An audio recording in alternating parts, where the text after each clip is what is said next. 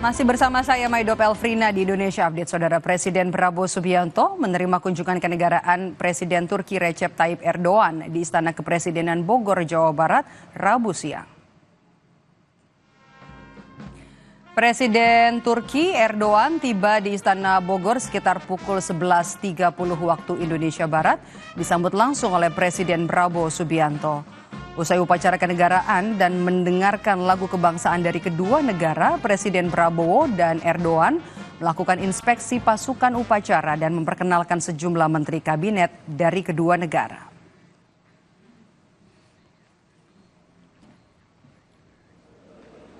Prabowo dan Erdogan pun masuk ke ruang teratai istana untuk mengisi buku tamu. Keduanya kemudian langsung melakukan pertemuan empat mata di ruang presiden.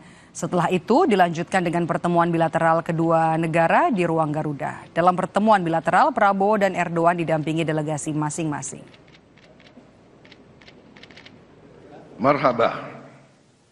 Suatu kehormatan dan kebahagiaan bagi kami, bangsa Indonesia, menyambut kunjungan Presiden Republik Turki beserta seluruh delegasi dari Turki. Kunjungan ini adalah kehormatan bagi kami karena ini bertepatan dengan 75 tahun hubungan diplomatik Indonesia-Turki. 400 yıl öncesine kadar uzanıyor. Akan tetapi hubungan sejarah kita telah lebih berlangsung selama 400 tahun lamanya. İşte bu güçlü yakınlıktan ilham alan ilişkilerimizi 2011 yılında ilan ettiğimiz stratejik ortaklığımızla taşlandırdık. Hubungan yang panjang dalam sejarah ini telah kita perkuat dengan terbentuknya kemitraan strategis pada tahun 2011. Bugünkü konsey toplantımızda münasebetlerimizi daha da kurumsallaştırmış olduk. Hari ini kita memperdalam musyawarah dan diskusi kita.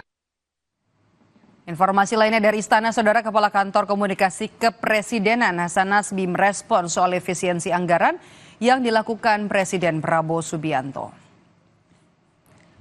Presiden ingin melakukan efisiensi anggaran setelah melihat anggaran belanja yang dibelanjakan untuk hal-hal yang tidak substansial seperti mengurangi anggaran pembelian ATK serta perjalanan dinas. Istana memastikan kemampuan dan tenaga pemerintah dalam pelayanan publik tidak akan berkurang dengan adanya efisiensi anggaran. Ini kan sebenarnya dalam kepala kita sudah ada selama ini. Ngabisin anggaran ini sebenarnya kan tidak terukur impact-nya buat masyarakat.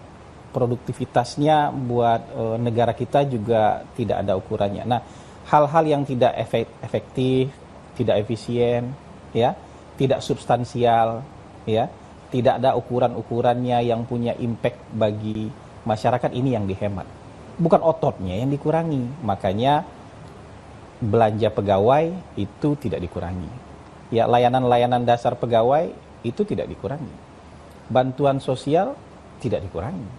Layanan publik tidak merupakan bagian dari efisiensi. Jadi memang banyak ya yang memproduksi isu-isu tentang efisiensi. Kalau lagi kerja lampu dimatiin, enggak. Ini layanan dasar kita. Kita nggak bisa kerja kalau listriknya dimatiin, kita nggak bisa kerja di sini. Ini bukan bagian dari efisiensi. Tapi